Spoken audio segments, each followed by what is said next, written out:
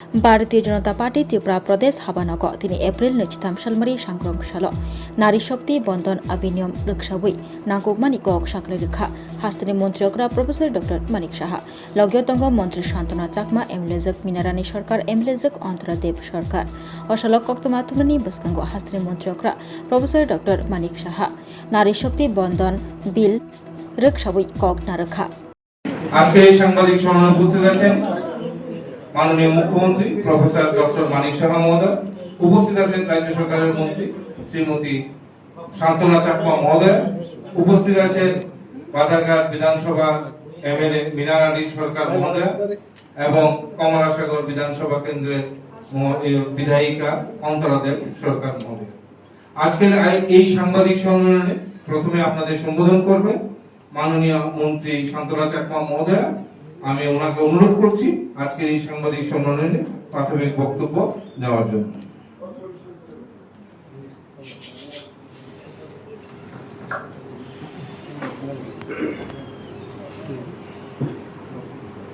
যতনগুলঙ্কা বেকুন্দ্রা জুজু সবাইকে নমস্কার।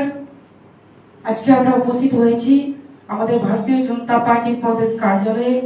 উপস্থিত হয়েছেন আমাদের মাঝে এই সাংবাদিক সম্মেলনে আমাদের জনপ্রিয় রাজ্যের মুখ্যমন্ত্রী শ্রদ্ধেয় প্রফেসর ডক্টর মানিক সাহা মহাশয় এবং উপস্থিত রয়েছেন আমাদের মাঝে আমাদের দুইজন এমএলএ মহোদয়গণরা এবং সুমিত মহাশয়।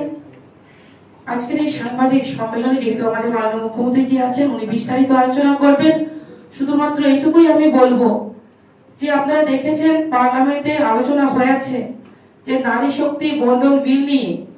তো সর্বদাই আমরা লক্ষ্য করি আমাদের ভারতীয় জনতা পার্টি সরকার সবকা সাথ সবকা বিকাশ নিয়ে কথা বলে এবং সবসময় চেষ্টা করে যাচ্ছে কিভাবে আমাদের নারীদেরকেও আরো শক্তিশালী করা যায়, কিভাবে সমস্ত দিক থেকে এগিয়ে নিয়ে যাওয়া যায়, সেটাকে নিয়েই আমাদের কেন্দ্র সরকার এবং রাজ্য সরকার কাজ করছে। তো আপনারা বিগত দিনে লক্ষ্য করেছেন যে আমাদের পার্লামেন্টে সবসময় আমরা পক্ষে কথা বলছি, নারীদের অধিকার নিয়ে কথা বলছি, কিন্তু দেখা গেছে যে কংগ্রেসের নেতৃত্বে ইন্ডিজো আমাদের এই নারী শক্তি বন্ধন বিলকে বিরোধিতা করেছেন, তারা নারীর বিরোধিতা করে যাচ্ছেন। আমরা জানি যে নারীর অগ্রগতি মানে হচ্ছে দেশের অগ্রগতি। তার জন্য যেটা আমরা নারী শক্তি মানে মনে করি দেশের শক্তি, নারী সম্মান মানে দেশের গৌরব। তো আমাদের যে 33% যে 33% যে আমাদের পার্লামেন্ট হোক, আমাদের বিধানসভা হোক, আমাদের মহিলাদেরকে যে অধিকার, সেই অধিকারকে তারা বঞ্চিত করার জন্য চেষ্টা চালিয়ে যাচ্ছে অনবরত। তো আমি সেটাকে ঘোর নিন্দা জানাই। আজকে আমরা নারীরা আমরা চাই অধিকার, এবং আমরা গ্রাম থেকে শহর, পঞ্চায়েত থেকে পার্লামেন্ট পর্যন্ত আমাদের নারীরা যদি আমরা কথা বলার সুযোগ পাই, আমরা নেতৃত্ব দিতে সুযোগ পাই, আমাদের দেশ আরো এগিয়ে যাবে, আমাদের কমিউনিটি আরো এগিয়ে যাবে। তো তার জন্য আমি আমাদের মোদিজি যে চেষ্টা চালিয়ে যাচ্ছেন, আমাদের যে মোদিজি যে বিলটা এনেছেন নারী শক্তি বন্ধন বিল, সেটাকে পূর্ণ সমর্থন জানাই এবং সমস্ত ত্রিপুরা রাজ্যের নারীরা আমরা আমাদের মোদিজির সঙ্গে রয়েছি। এবং আমরা ঘোর নিন্দা জানাই কংগ্রেসের নেতৃত্বে যে বিরোধী যে ইংরেজি জোটকে আমরা পুরো নিন্দা জানাই। মহিলা বিরোধী ওনারা কাজকর্ম চালিয়ে যাচ্ছে। তার জন্য আমি পুরো ত্রিপুরা রাজ্যের যে মহিলা আমরা রয়েছি, মহিলার পক্ষ থেকে আমি বলবো আমরা সেই কংগ্রেসকে আমরা নিন্দা জানাই এবং আমরা চাই মহিলা উন্নয়ন। যেহেতু আমাদের মাননীয় মুখ্যমন্ত্রী জি আছে, আমি অনুরোধ রাখবো আমাদের রাজ্যের জনপ্রিয় মুখ্যমন্ত্রী প্রফেসর ডক্টর মানিক সাহা মহাশয়কে ওনার আলোচনা রাখার জন্য। নমস্কার।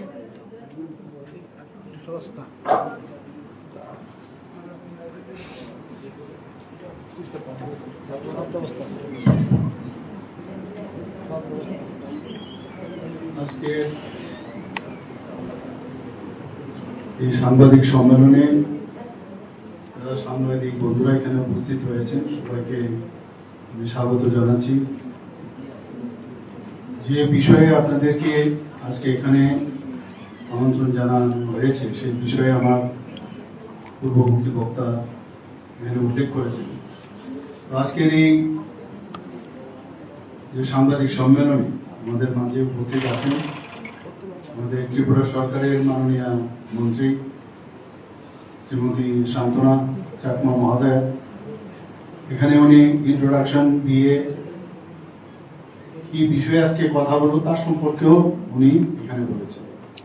আমাদের মাঝে উপস্থিত আছেন পবিত্র বিধানসভার দুই বিধায়িকা শ্রীমতী মীনারানী সরকার, শ্রীমতী অন্তরা দেব সরকার মহোদয়া। তাছাড়া এখানে উপস্থিত আছেন আমাদের শ্রী সুনীত সরকার মিডিয়া ইনচার্জ, এবং এখানে অন্যান্য যারা উপস্থিত আছেন আমাদের কার্যকর্তারা বিভিন্ন স্তরে, সবাইকে আমি হার্দিক অভিনন্দন ও শুভেচ্ছা জানাচ্ছি। আপনারা সবাই জানেন যে নারী শক্তি বন্ধন অধিনিয়ম, যেটাকে নারী শক্তি বা মহিলা সংরক্ষণ বিল 2023, আমার মনে হয় এটা ভারতীয় গণতন্ত্রের ইতিহাসে একটা বৈপ্লবিক অধ্যায়। এ বিষয়ে আগে অনেক আলোচনা হয়েছে, আপনারা বিভিন্ন জায়গায় আমরা কিছু না কিছু এই বিষয়ে আলোচনা রেখেছি। তবু আমার মনে হয় যে আর একটু বিশদভাবে এখানে আলোচনা করা দরকার, এবং তার যে মেইন উদ্দেশ্য লোকসভা ও বিধানসভায় যাতে মহিলারা 33% তাদের রিজার্ভেশন সেটা যাতে করা যায়, তার জন্য এই ঐতিহাসিক যে আইনটি আমার মনে হয় শুধু মহিলাদের জন্য এটা তাদের অধিকার সুনিশ্চিত করেননি, বরং ভারতে নারীদের নেতৃত্বে যে উন্নয়ন তার পথ কিন্তু প্রশস্ত করছে। এবং 2023 সালের সেপ্টেম্বর মাসে ভারতের নতুন সংসদ ভবনে, আমাদের সংসদ ভবন যখন প্রথম সংসদ ভবন, যে নতুন সংসদ ভবন, সেখানে বিশেষ অধিবেশন সেখানে চলেছিল, এবং সেই বিলটি সেখানে কিন্তু পাস হয়। সেই আইনের যে মূল লক্ষ্য সেটা হচ্ছে লোকসভা এবং রাজ্য বিধানসভায় মহিলাদের 33%, অর্থাৎ 1/3 আসন সংরক্ষণ।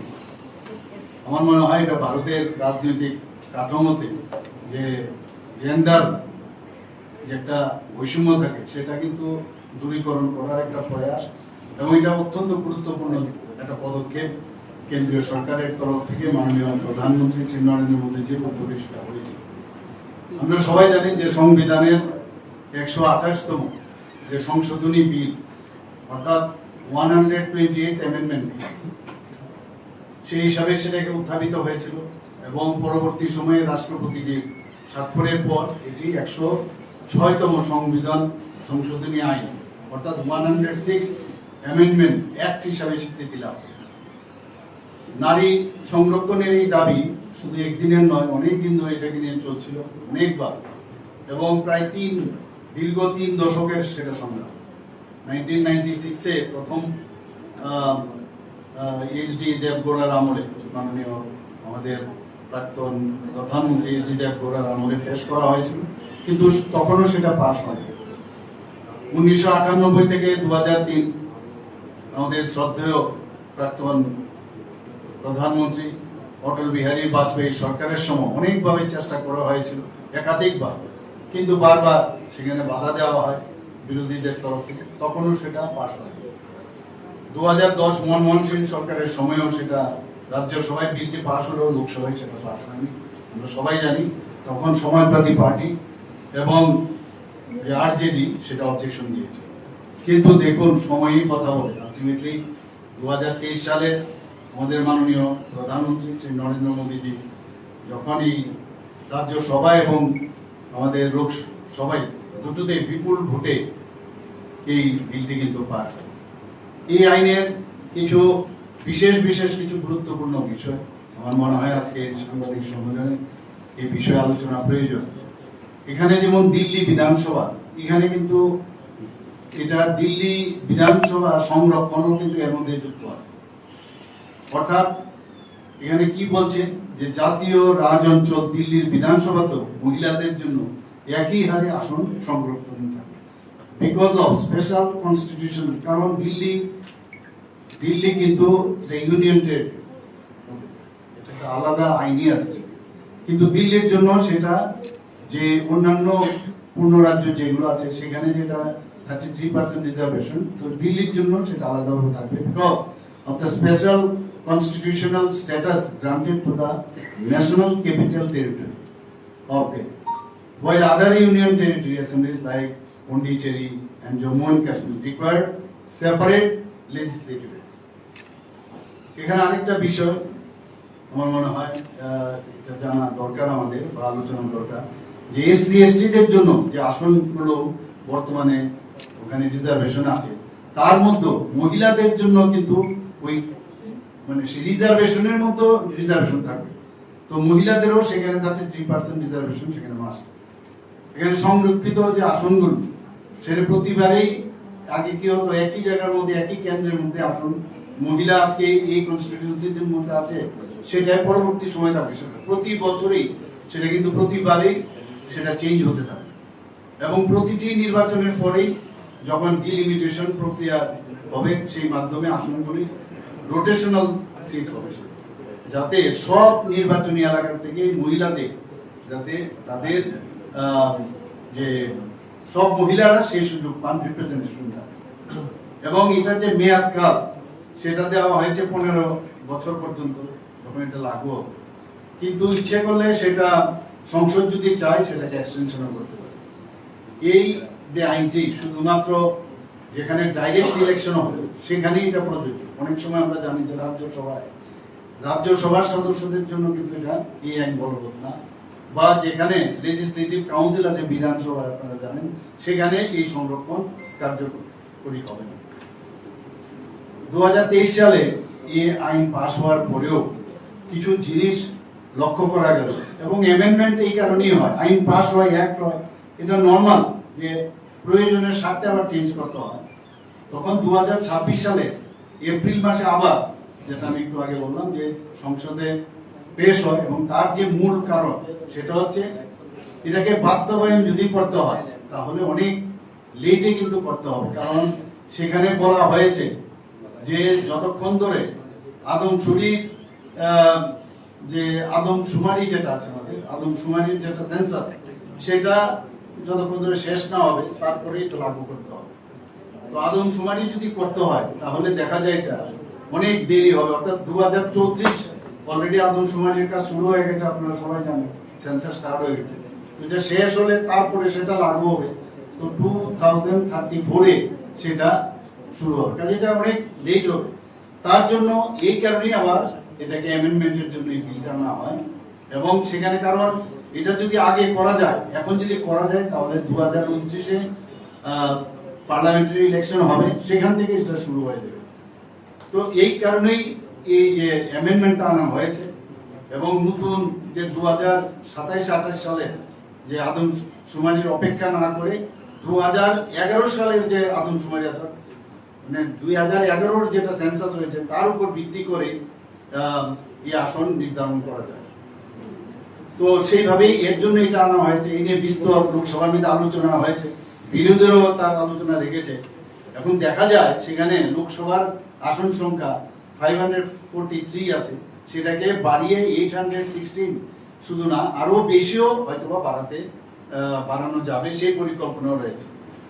এখানে এই যে বাড়ানো হয়েছে যাতে করে যারা পুরুষরা আছেন তাদের যে আসন সংখ্যা সেটা যাতে না কমে, সেটাকে ঠিক রেখে মহিলাদের আসন সংখ্যা বৃদ্ধি করা, সেই কারণেই 2026 সালের 17 এপ্রিল কেন্দ্রীয় সরকার মাননীয় প্রধানমন্ত্রীজির নেতৃত্বে সেটা পেশ হয়, এবং 131তম সংশোধনী বিল হিসাবে সেটা পেশ করা হয়। কিন্তু আমরা জানি যে সংবিধান যে এই সংশোধনের জন্য প্রয়োজন 2/3 সংখ্যাগরিষ্ঠ জোট, যা লোকসভায় পাশ হতে দেয়নি বিরোধীরা, ইন্ডিজোটের ওরা এটাকে পাশ হতে দেয়নি।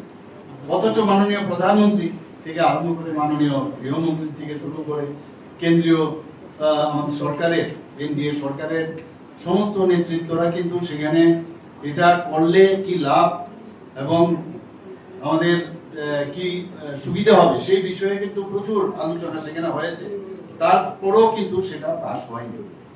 এই সংশোধনী বিলটি আমার মনে হয় ভারতের নারী শক্তির জন্য এক মহাযজ্ঞ এবং এই মহাযজ্ঞের সাফল্য আমার মনে হয় যে রাজনীতির ভবিষ্যৎ নয়, বরং দেশের ভবিষ্যৎ ও ভাগ্যকেও বদলে দেবে। কিন্তু এনডি জোট অর্থাৎ বিরোধীরা আবারও মহিলাদের, আমার মনে হয় যে তারা মহিলাদের অপমান করলেন। শুধু মহিলাদের নয়, সমগ্র জাতিকেই বঞ্চিত করেছে। নিজেদের রাজনৈতিক যে জমি সেটা রক্ষা করার জন্য ওনারা মরিয়া প্রচেষ্টা, এবং সবসময় ইন্ডি জোটের যারা আছেন, কংগ্রেস থেকে আরম্ভ করে, তৃণমূল থেকে আরম্ভ করে, কমিউনিস্ট পার্টি থেকে শুরু করে সবাই, সেটা কিন্তু তাদের মেইন যে এদের সমস্যা, তারা কিন্তু আত্মকেন্দ্রিক রাজনীতিতে বিশ্বাস করে এবং ওনারা চান না যে মহিলারা এইরকম জায়গায় আসুক যেখানে ওদের অধিকার তারা এখানে প্রতিষ্ঠিত করবে। এবং আমার মনে হয় এই বিরোধিতার কারণে মহিলাদের যে স্বার্থ সেটা কিন্তু আবারও বলি হয়েছে। আগেও হয়েছিল এত বছর ধরে, 3 থেকে 4 দশক ধরে হয়েছে, আবার হয়েছে। দেশের সর্বোচ্চ স্তরে মহিলারা রাজনৈতিক যে অধিকার সেটা যাতে না পায় এবং তাকে কিভাবে পঙ্গু করা যায় সেটা এইবারও কিন্তু প্রমাণিত। কংগ্রেস দল দীর্ঘদিন ধরে মহিলা বিরোধী অবস্থান বজায় রেখেছে, যা রক্ষণশীল মিত্র এবং প্রভাবশালী গোষ্ঠীগুলির দ্বারা প্রভাবিত। আমি এই বিষয়ে আসবো, আপনারা সবাই জানেন এই বিষয়গুলি। এবং আমরা জানি যে আমাদের দেশের জনসংখ্যার 50% যারা মহিলা, তাদের যে প্রাপ্য অধিকার এই বিল পাস না করার কারণে তাদের অধিকার থেকে কিন্তু ওনারা বঞ্চিত হয়েছে। আমরা সবাই জানি যে প্রাক্তন প্রধানমন্ত্রী রাজীব গান্ধী মুসলিম মহিলাদের প্রতি অবিচার করেছিলেন, যখন তিনি সুপ্রিম কোর্টের নির্দেশ থাকা সত্ত্বেও সেটাকে উপেক্ষা করে উনি মুসলিম পুরুষদের যা স্ত্রীরা আছেন তাদের ভরণ পোষণ দেওয়ার রায়কে কার্যত অমান্য করেছেন। আমরা সবাই জানি বিষয়। এবং তার মেইন যে উদ্দেশ্য, যারা মৌলানা আছেন তাদের তীব্র প্রতিবাদের মুখে তাড়াতাড়ি করে নিজেকে পিছিয়ে নিয়েছেন, দ্রুত পিছিয়ে নিয়েছেন। আমি বলবো, যখন প্রধানমন্ত্রী শ্রী নরেন্দ্র মোদীজি ইন্ডিয়া সরকারের 3 তালাক নিষিদ্ধ করার ব্যবস্থা করেন, তখন এই যে সাবু বানুর যে মামলা তার পরিসমাপ্তি করে। 2014 সালে প্রধানমন্ত্রী শ্রী নরেন্দ্র মোদীজি ক্ষমতায় আসার পর আমরা সবাই জানি মহিলাদের জন্য উনি যেভাবে কাজ করেন, আগে খোলা স্থানে শৌচকর্ম, তাছাড়া রান্নার গ্যাস, পানীয় জলের ব্যবস্থা, ঘরবাড়ির অভাবে খোলা আকাশের নিচে বসবাস এবং ব্যাংকিং সিস্টেম, এইসব ইত্যাদি ব্যবস্থা মাননীয় প্রধানমন্ত্রীজি যখন 2014-তে আসেন তারপর মহিলাদের জন্য এই কাজগুলো করেছেন।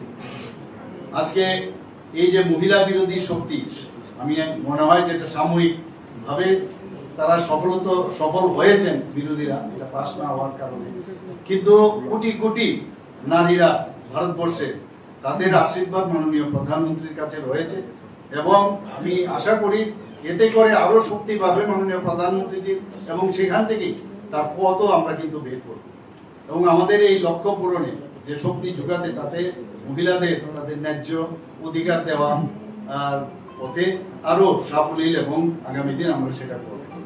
আমি এই ইন্ডি বা বিরোধীদের এই মহিলা সংক্রান্ত সংশোধনী বিলের যে বিরোধিতা করার জন্য আমি তীব্র নিন্দা জানাচ্ছি ইন্ডি জোট এবং কংগ্রেস এবং কমিউনিস্ট পার্টি থেকে শুরু করে তৃণমূল সবাইকে, এবং আমি আশা করি আগামী দিনে ভারতের মহিলাদের অধিকার খর্ব করার জবাব ওনারা যোগ্য জবাব খুব তাড়াতাড়ি পাবে। সবাইকে নমস্কার। सर, देखा गया 2023 में जब ये बिल आया था तो अपोजिशन वालों ने सबने इसको स्वीकार किया और ये पास भी हुआ। तो अभी जो इसको पास नहीं किया गया है और अपने ही बिल को दोबारा 2026 में लाने का क्या मकसद हो सकता है? देखिए, ये तो एक बार एक्ट तो हो ही गया, 2023 में तो एक्ट है ही, तो एक्ट बन गया, खाली अमेंडमेंट होना है। तो अमेंडमेंट तो होता ही है, हम लोग भी विधानसभा में या हमारा जो ऐसे कैबिनेट में कभी भी हम लोग को जरूरत पड़ता है, क्योंकि बहुत सारे जब काम करते वक्त कुछ लगता है नहीं ये ठीक नहीं है, इसको ठीक करना, ऐसे चलता है, रूल्स आइन के अनुसार ये करते हैं।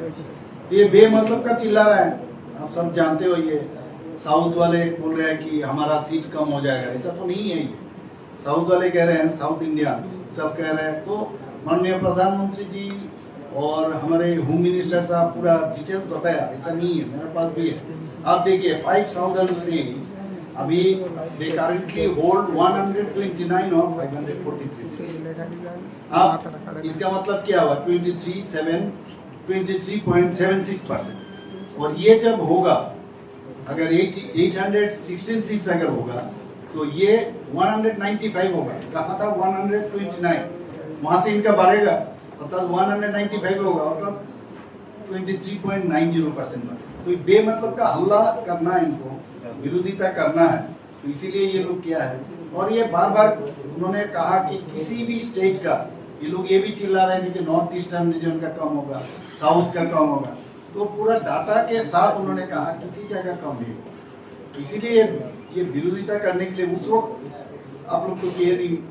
तो मेरे ख्याल से ये अभी ये बहुत खुश थे, ये लोग सोच रहे थे अभी हम लोग इंस्टीट्यूट का पहले बार विजय हासिल हुआ, and they are very happy. इनका तो ये सब कुछ ना कुछ बहाना बना के ये सब करते रहते हैं। নির্বাচনোত্তর সন্ত্রাস নিয়ে আপনি ত্রিপুরার বিভিন্ন জায়গায় ঘুরছেন, দেখলেন পুলিশ এবং প্রশাসনের উচ্চপদস্থ আধিকারিক আপনাদের সঙ্গে ছিল। আপনার কি মনে হয় এটা কি বিক্ষিপ্ত ঘটনা নাকি পরিকল্পিত সন্ত্রাস ত্রিপুরার যে বিভিন্ন প্রান্তে রয়েছে? দেখুন, আমরা তো আগেও আমি কয়েকটা জায়গায় আমি বলেছি, এটা একটা ক্যান্সার রোগের মতো ত্রিপুরাতে। এই কমিউনিস্টদের আমল থেকে এই পরপর আমি বলবো 2000 যে আমাদের 21-এ এডিসি ইলেকশন যে হয়েছে, সেখানেও কিন্তু যে কোনো ইলেকশনই আমি দেখলাম যে এটা কিন্তু আমরা দেখি যে এই ধরনের নির্বাচনোত্তর সন্ত্রাস, নির্বাচনের আগেও সন্ত্রাস, মাঝখানে সন্ত্রাস, সন্ত্রাসের মাধ্যমেই কিন্তু ইলেকশন করতে হবে, ইলেকশনে জিততে হবে। তো সেই জায়গায় দাঁড়িয়ে আমরা মানে সব জায়গায় কিন্তু রিফর্ম হচ্ছে, আমরা রিফর্মের জন্য চেষ্টা করছি আমাদের তরফ থেকে। তো এটা বিক্ষিপ্ত ঘটনা না, এগুলো তো আগের থেকেই। আর উদ্দেশ্যটা কি? উদ্দেশ্য হচ্ছে যে কাউকে আমরা যেহেতু জিতেছি, আমরা নেক্সট যে ইলেকশন আসবে সেটার মধ্যে যেন যারা অন্য পার্টির সাথে যুক্ত আছে তারা অন্য পার্টি না করে আমাদের সাথে থাকতে হবে। এই যে উদ্দেশ্য, এই যে ইনহেরিট করেছে, আমি বলবো ইনহেরিট করার কারণে এই কাজগুলো করে। আমরা জানতাম এগুলো হবে, কিন্তু পুলিশ আগের থেকে অনেক চেষ্টা করেছে। পুলিশ ফোর্স আমাদের কম ছিল, কারণ আপনারা জানেন আসামেও ইলেকশন হচ্ছে, ওয়েস্ট বেঙ্গলও হচ্ছে, তো বিভিন্ন জায়গায় হচ্ছে। তো আমি বারবার অনেক চেষ্টা করার পরে কিছু পুলিশ ফোর্স এসেছিল বাইরে, কিন্তু ওরা তো ইলেকশনের পরের দিন ওদের যেতে হয়েছে এবং সেইভাবেই ওরা এসেছিল। কাজে আমি বলবো না যে এটা বিক্ষিপ্ত ঘটনা, প্ল্যান করে এগুলো। মুখ্যমন্ত্রী ট্রাম্প তহবিল থেকে যে আর্থিক সাহায্যের কথা আপনি ঘোষণা করেছেন, সিপিআইএম এটা নিয়ে কটাক্ষ করছে, কারণ এর আগে তাদের অভিযোগ হচ্ছে এর আগেও রাজনৈতিক সংঘর্ষের ঘটনা ঘটেছে এবং ক্ষয়ক্ষতি হয়েছে, তখন কেন দেওয়া হয়নি? কি বলবেন? না দেখুন, এগুলো তো আমার কোনো একটা কথা হচ্ছে আমি কোনো বেআইনি কাজ করেছি বললাম ত্রিপুরার মানুষই না বাইরের মানুষ। আমার এখানে যখন আসে অনেক সিপিএম এর লোকও তো আসে, কংগ্রেসের লোকও আসে, যখন কোনো বিভিন্ন সমস্যায় তাদের হয়, তো এই জায়গা থেকে তো আমি দিই। কাজে এটা এরকম না তাৎক্ষণিক আমরা দিয়েছি, বাকি তো আরো অনেক, কারণ এই সামান্য টাকা দিয়ে তো কিচ্ছু হবে না, তো বাকি টাকাও দেবো। তো ইনস্ট্যান্টলি যখন দিতে হয় এরকম থাকে তো না যে আমার কাছে রেডিমেড কিছু টাকা আছে আমি দিয়ে দেবো। মুখ্যমন্ত্রী ত্রাণ তহবিল তো আছে, এটা তো উনারা দেননি এর জন্য আমরা দেবো না, এরকম তো হতে পারে। উনাদের সময় এত দেননি, উনারা কি দিয়েছিলেন তখন? দেননি তো। কাজে যখন যে জায়গায় থাকে দাঁড়িয়ে উনি মনে করেন I am in safe zone, এখন আমি যেটা বলবো এটা ঠিক। আগে তো দেখতে হবে আমি কি করেছি। ওনাদের সময় যখন এইসব হয়েছিল তখন দেননি কেন? ওনারা দেননি তো। পশ্চিমবঙ্গে প্রথম দফার ভোট শেষ হলো, ভোটের হারও উল্লেখযোগ্য সংখ্যক হারে বেড়েছে বেশ কিছু জায়গায়, কি বলবেন? না, পশ্চিমবঙ্গে এবারের যে অবস্থা, আমারও আবার যেতে হবে পশ্চিমবঙ্গে। আমি যা দেখেছি সেখানে যে রেসপন্স মানুষের মধ্যে, এবং সেখানে এবার আমাদের ভারতীয় জনতা পার্টির সরকার, মানে আমার কেন্দ্রীয় নেতৃত্বরাও বলছেন, আমিও তার সাথে বলবো, এইবার ভারতীয় জনতা পার্টি সরকার এবার সেখানে করবে। স্যার আপনার কাছে একটা প্রশ্ন থাকবে যে পাহাড় ভোটের আগে মানে আকাশের আগে পাহাড় ভোটটা একটা বড় ফ্যাক্টর বলা হচ্ছিল, সেখানে যে আপনাদের কনফিডেন্সটা ছিল সেই অনুযায়ী সিট সংখ্যা হয় কিন্তু ভোটের পার্সেন্টেজটা কেন মনে হচ্ছে এই যে সিটের পরিসংখ্যানটা এতটা নেমে যাওয়া, এই ফলাফলটা আপনারা নিশ্চয়ই এর মধ্যে বিশ্লেষণ করেছেন নিজেদের দলীয়ভাবে, কোথায় খামতিটা? আর প্রদ্যুৎ কিশোর দেববর্মন যে 24টা সিটের কনফিডেন্স দেখিয়েছিলেন, শেষ পর্যন্ত তিনি এই যে অঙ্কটা কোথায় গোলমেল হলো বলে মনে হচ্ছে? দেখুন, আমরা তো যখনই কোনো ইলেকশন হয় তখন আমরা তো জেতার আশা নিয়ে ইলেকশনে যাই, ঠিক না? এবং আমাদের কনফিডেন্সও ছিল এই প্রথম ভারতীয় জনতা পার্টি যেভাবে জনজাতি অধ্যুষিত এলাকায় গ্রামে গ্রামে কিন্তু আমাদের সংগঠন কিন্তু পৌঁছে গেছে, যেটা আগে কোনোদিন আমাদের সম্ভব হয়। আর যারা আঞ্চলিক দলগুলো আছে এতদিন ধরে, আপনি দেখবেন যে এতদিন ধরে ওদের ধ্যান ধারণা যে আঞ্চলিক দলগুলো এডিসি চালাবে, বাইরের কাউকে দেবে না। তো সেই জায়গায় দাঁড়িয়ে আমরা কিন্তু ভিতরে আমরা ঢুকতে পেরেছি, আমরা কাজ করতে পেরেছি, আমাদের যারা কার্যকর্তা ওদেরকে সাহস জুগিয়েছে। এটা কিন্তু একটা প্রয়োগ। 28টার মধ্যে আমরা 28টা দিয়েছি, এইরকম তো আর কোনোদিন কোনো পার্টির হয়নি। সিপিএম এর হয়েছে, সিপিএম তো সে একই ওদের যে গণমুক্তি পরিষদ যেটা আছে ওই একই ধাঁচে, তো ওনারা ওদের উপর ডিপেন্ডেন্ট থাকে। আমাদের তো সেই রকম ভাবে কোনো কিন্তু এবার এজ এ হোল ভারতীয় জনতা পার্টি সবসময় সবার কথা ভাবে যে একটা মণিপুরীদের জন্য আলাদা, মাইনরিটিদের জন্য আলাদা, বাঙালিদের জন্য আলাদা, সবাইকে নিয়ে চলা এই প্রথম একটা প্রয়োগ। সেখানেও আপনিই বললেন যে এরকম একটা অবস্থার মধ্যেও আমরা যেখানে 2,18,000 ভোট পেয়েছি আমরা, এমন না কিন্তু জনজাতিতে আমরা ভোট পাই, যেখানে গত বছর আমরা 1 লাখ ভোট পেয়েছি।